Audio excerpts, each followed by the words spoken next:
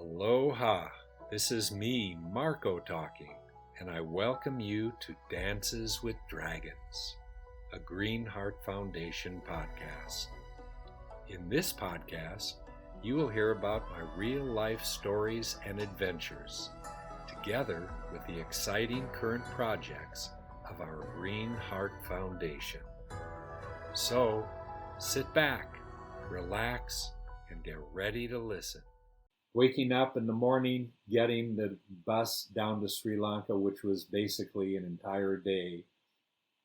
And I remember getting to the bus station now in the center of Colombo, a very, very busy, it's the capital city, and realizing, well, I got to figure out how to get a coin and how to figure out a phone.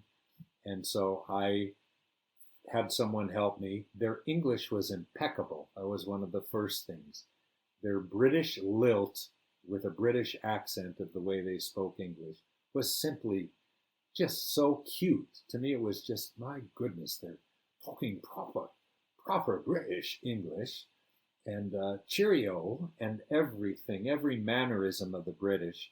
And of course, the British set up their tea empires in Sri Lanka, as well as a very valuable trade port, because it was an island that could lead you down to the rest of Southeast Asia, Malaysia, Singapore, and Indonesia. So Sri Lanka was a center of mixed cultures that I began to love and become fascinated by. And I was fascinated with learning about the Sri Lankan culture and the people and their history, and of course the gems. And I'm nervous, of course, to dial a phone number, which someone assisted me to get the number to a house. The phone rings, ring, ring. I remember it was even a British sounding phone ring chime.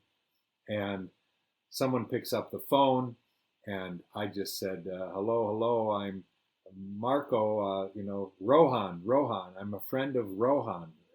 And then I just hear like 8 people in the background echoing, Rohan, the friend of Rohan, but speaking, of course, in Sinhalese, the local language Sinhalese. And all of a sudden, someone comes to the phone and had a great, like it wasn't the British accent, and said, "Hello, I'm the uncle of Rohan, and my name's Benny, and but people call me Bernie, and so you can call me Bernie or Benny." And I thought, well, I already have a friend, Benny, my Dutch friend that I met in the streets of Sweden back in '72, Dutch bouncing Benny, who turned me on to the magnificence of Nepal, Kathmandu, and the culture of the Himalayas. So I thought, Bernie, perfect, Bernie. And I hear that, well, I will come get you. Where are you? And okay, you're at that. Okay, well, you'll see a restaurant out front, and we'll come get you. And I thought, really? Well, okay, I don't even have a place to stay yet. No, don't worry. But his accent really was curious to me. It sounded too American, not British. And 20 minutes later, I'm with my backpack, weary as can be. I can barely remember Afghanistan, where I was last with Rohan and Sunil. And they come in this beautiful looking old style sedan of a car, one of the local cars, a Tata Mobile, I believe, that big cars from India manufactured. They sell them all over Central Asia. And they pick me up and load my backpack in the back, and there's a bunch of younger cousins and kids, and they're all giggling, and they just can't believe that someone is going to bring them news of Rohan. And I ended up being driven up to this mansion of a house. It looked like, is this for real? And they were in some suburbs, so it was a bit outside of the hustle bustle of Colombo City. And it turns out the little district was called Batalamula, and I'm Bartholomew.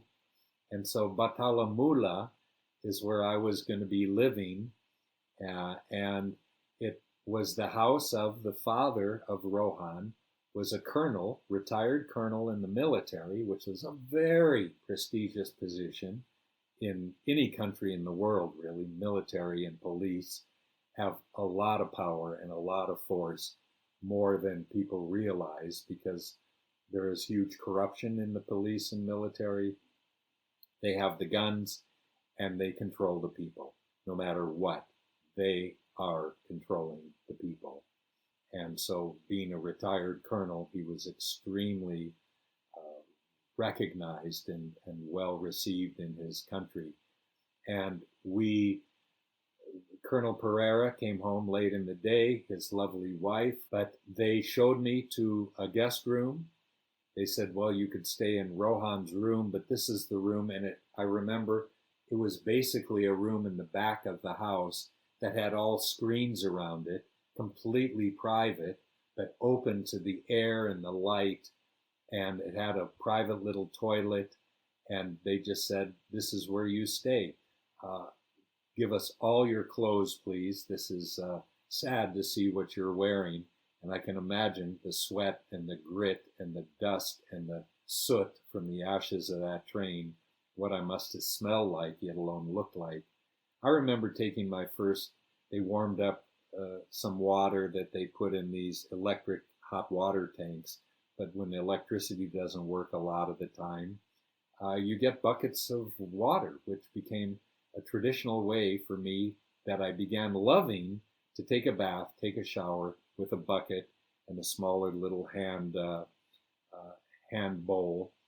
And I got cleaned up, and I remember sitting down to a meal of Sri Lankan curries, fish, which I loved. I preferred fish especially after so much meat in Iran, Turkey, Afghanistan, and Pakistan. I'm now getting seafood and coconuts. And they just said, we want to show you our country. And I said, well, I want to do some business here. And I'm already in love with this country. I had my first dinner, and it was simply the finest curries I'd ever had. And I had been through India. Of course, living in Europe, you get familiar with curries, and Indian restaurants are everywhere. And I am falling in love literally overnight with the culture. And a few notable things, they simply made me feel like, stay as long as you like. And I said, well, I want to do business with some gems. We have this uncle, we have that cousin, anyone that I wanted to meet. You want to extend your visa? Just give us your passport. We'll have this cousin run off to the passport office. We know the immigration officer. Everything. I was being pampered and catered to. And I must say, at the time in 1975, I was 23 years old. I had my big bushy curl hair, looked like an afro like Jimi Hendrix had. And I was very strong, fit from running on beaches, and that's all I would do is run on beaches, never used weights. And but I was told that I was rather handsome looking. But irregardless of that, this is now the end of April, and I remember waking up the morning of April 25th, 1975, and hearing the news, Vietnam War is over. It ended.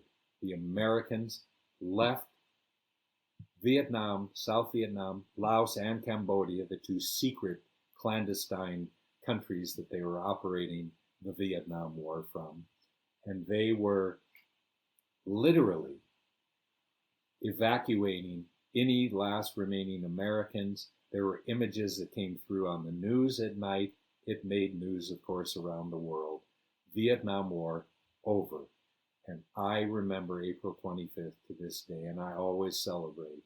That was the last day. Then April 30th was, I believe, the last helicopters actually lifting off from South Vietnam.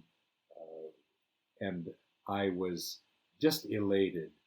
And one of the things that we're going to carry on is this Sri Lanka business venture. I wanted to learn about the stone, the gem business. I had every introduction possible. But one of the things that I heard being talked about was, MarkO, we're going to take a few of the cousins and Uncle Bernie, and we're going to start bringing you to see Sri Lanka. You're going to travel with us. We're going to go visit all the different family members scattered around the country. We're going to take you to the tea estates. You're going to be our guest, and we hope you'll be able to have success with your business, because we would love that you can live here. I realized, how is this possible? I thought I was dreaming, that they really wanted me to stay. They're planning to take me on this incredible tour with Uncle Bernie around the country. Turns out I figured out why Uncle Bernie was the big shot, the head honcho of the family, even though he was much younger than the retired Colonel D.B. Pereira. Bernie had moved to Canada, Toronto, and had relocated, gotten himself a visa, found a way to become a citizen, and he was a hero to this family. So Uncle Bernie became not only a character in my life, but became a very close friend. He was a few years older than me, I would say mid-30s, I'm 20, mid-20s almost. And yet the fact that he was a hero to friends and family, he was actually able to show a passport from a Western culture, yet alone Canada, which was very, very prestigious to have a Canadian passport. But Bernie decided that he wanted to revisit his own country. He wanted to see a lot of the friends and family that were scattered around the country. And I was the new family member that they simply adored for whatever reason, I don't know, because I had met up with the son and the other cousin of the family in remote Afghanistan, and became friends. We cared for each other. They just thought that Rohan wouldn't have written a note if they didn't really enjoy me as a special friend, as opposed to just some other traveler you meet on the bus. So we're preparing to get this adventure, touring Sri Lanka, where they started introducing me to some of the jewelry shops. They said, as we're going to travel, we're going to go to some of the centers where different mines are, where some of the gemstones are mined. And Sri Lanka was very famous for rubies, sapphires, particularly the star sapphire, which made a beautiful six-pointed star in the center of the stone. When a light or sunlight above it shines onto the stone, it literally, the inclusion inside the stone refracts the light out into the shape of a star. So star sapphires, my goodness, they were expensive, but I knew how to bargain and barter. Bartholomew, the bartering Bartholomew, is what I became, the 3 bars. And I was getting so attracted to the culture, the Buddhist culture. I hadn't been in a Buddhist country. I'd lived in Europe, I'd been in Morocco, Muslim. All through the Middle East and Central Asia, Muslim, Hindu. Now I'm in an entirely Buddhist country. And Benny, my old friend from the streets of Sweden, who was selling me my first poster and telling me about Hindu Buddhist culture of Nepal, had me so intrigued to learn about Buddhist culture, different from Hinduism greatly. Like apples and pineapples, they might be a religion of Central Asia or of a country, but they're very different, like an apple and a pineapple. And I began going to the Buddhist temples, meeting the monks, and I was being wined and dined. I just know that I was able to save almost all my money. I couldn't buy a soft drink. Everywhere I went, I had someone chaperoning me and guiding me and taking me around, even though English was they spoke it so perfectly that in general, even the common people on the street speak English, where that's a little more difficult in India and what I found later in Nepal. And I'm being prepared for something. They just seem to have felt this man is American. There was something that was a little bit different, or let's even say more exotic, more enticing than Canada was America. And it really was. And as any of you who have traveled, any of you who know travelers, you say you're American and it can come with mixed emotions, positive reaction, a very negative reaction. Americans have certain associations because of the culture, because of the government fighting wars in different countries for generation after generation. But nonetheless, America was, the streets were supposedly lined with gold, and there were rose bushes all along, and it was just the dream can come true, your life in America. And so even Bernie, Uncle Bernie, was fascinated with America. Then they started to hear that my family, and I'm basically from Hawaii. That's where my parents and family had moved in 1970. And so I'm a Hawaiian, and that had the exotic taste of desire for people to learn more and fantasize about what could life be like in Hawaii. But there was something that I was curious to uncover, why they were so interested in me, and what about my being American, or just what, bumped into their relative and their son remotely in the backwaters of Central Asia, Afghanistan. And finally, the truth be told came out. And as they're preparing for this travel around the country, they said, well, we want to tell you about something because we do have families that we're going to introduce you to that own the gem mines. They're very, very wealthy families. And they said, MarkO, we want you to consider, since you are single and you are from America, we would like to propose to you finding you a wife here in Sri Lanka. Someone that you don't even have to bring her back initially to the West, but we want you to get married to one of our local beauties. And I said, what on earth is this about? What do you mean? You want me to get married? I couldn't even have conceived of why they were being so nice to me. But they wanted me to be set up with a local girl from a prestigious family. And the reason came out why. And it was simply, these families are looking for a way to get their money and their wealth out of a poor country, Sri Lanka, out of a country that doesn't even let you own dollars, having a US dollar account, very, very rare.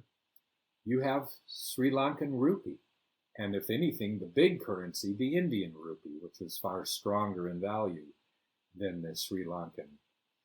And they wanted to find me a wife that, because she could marry, she could then apply for a US passport, and she could then open a bank account in America and start having some of this gem money or wealth of this family funneled out of Sri Lanka to be utilized and invested, because their currency was basically very low value, if not worthless. And I was still, for days, I just kept asking more questions. But is it legal? Can they said, don't worry. Colonel Pereira knew everyone in the government, prime minister on down. He actually owned a resort hotel on the beach in a little town outside of Colombo called Negombo.